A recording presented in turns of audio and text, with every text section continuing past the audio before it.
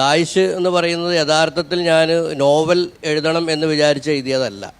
ദായിഷ് ശരിക്കും പറഞ്ഞാൽ നമ്മുടെ പത്രത്തിലേക്കൊരു ന്യൂസ് സീരീസ്, അതായത് ഒരു വാർത്താ പരമ്പര, ഈ ഭീകരസംഘടനയെക്കുറിച്ചൊരു വാർത്താ പരമ്പര ചെയ്യാൻ വേണ്ടി തുനിഞ്ഞിറങ്ങുകയും അങ്ങനെ ഇവിടെ നിന്ന് പോയി എന്ന് പറയപ്പെടുന്ന കുടുംബങ്ങളുമായും അവരുടെ പിന്നെ സഹോദരങ്ങളുമായും ഒക്കെ അവരുടെ പിന്നാലെ സഞ്ചരിക്കുകയും പിന്നെ ഇതുമായി ബന്ധപ്പെട്ട് എന്താണ് അവിടെ നടക്കുന്നത്, എന്താണ് അവരുടെ ഓപ്പറേഷൻ തിയറികൾ, എന്തിനാണ് ഇവർ പ്രവർത്തിക്കുന്നത് എന്നൊക്കെ നമ്മൾ പലതരത്തിൽ പുസ്തകങ്ങളിലൂടെയും ജേണലിലൂടെയും വീഡിയോയിലൂടെയും സിനിമയിലൂടെയും ഒക്കെ ഒരുപാട് ഒരു 3 വർഷത്തോളം ഇങ്ങനെ ഇൻഫർമേഷൻ കളക്ട് ചെയ്യാൻ വേണ്ടിയുള്ള ഒരു അന്വേഷണം നടത്തിയതിന് ശേഷം അതൊരു പരമ്പര എഴുതാൻ വേണ്ടി തുടങ്ങുമ്പോഴാണ് നമുക്ക് മനസ്സിലാവുന്നത് ഈ എൻ്റെ കയ്യിലുള്ള ഫാക്ട്സിൽ നമുക്കറിയാം വാർത്ത എന്ന് പറയുമ്പോൾ അത് ഫാക്ച്വൽ ആവണം, ന്യൂസ് എന്ന് പറഞ്ഞാൽ സത്യസന്ധമാവണം എന്നുള്ളതാണ്. കാരണം ഇന്നത്തെ വാർത്ത നാളത്തെ ചരിത്രമാണ്.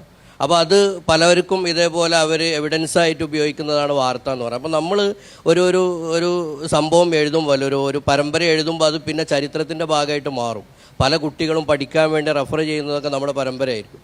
അപ്പോൾ എനിക്ക് തോന്നി, എനിക്ക് കിട്ടിയ റെഫറൻസിൽ ഒരു തരം ബയസ് ഉണ്ട്. അതായത് ഈ അനുകൂലിക്കുന്ന ആളുകളുടെ ഇൻഫർമേഷൻ അവർക്ക് വേണ്ടി അനുകൂലിക്കുന്ന രീതിയിലും അതിനെ പ്രതികൂലിക്കുന്ന ആളുകളുടെ ഇൻഫർമേഷൻസൊക്കെ പ്രതികൂലിക്കുന്ന രീതിയിലാണ് എന്ന് എനിക്ക് തോന്നുകയും അപ്പോൾ അതൊരു വാർത്താ പരമ്പര എന്നുള്ള രീതിയിലേക്ക് സമീപിക്കുന്നതിലൊരു പ്രശ്നം എനിക്ക് തോന്നി.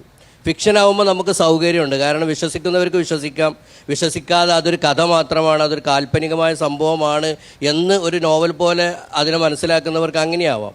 അങ്ങനെയാണ് യഥാർത്ഥത്തിൽ ഞാൻ ഈ ഒരു 3 വർഷത്തോളം എടുത്തുണ്ടാക്കിയിട്ടുള്ള എൻ്റെ ഇൻഫർമേഷൻ ഒരു വാർത്താ പരമ്പരയ്ക്ക് പറ്റില്ല എന്ന് മനസ്സിലാക്കിയപ്പോഴാണ് ഞാൻ അതിലേക്ക് കഥാപാത്രങ്ങളെയും കഥാസന്ദർഭങ്ങളെയും ഒക്കെ പിന്നെ അഴിച്ചു വിട്ട് ഒരു നോവൽ എന്നുള്ള രീതിയിൽ തുടങ്ങുകയും അങ്ങനെയാണ് ദായിഷ് എന്ന് പറയുന്ന നോവൽ ഇറങ്ങുന്നത്.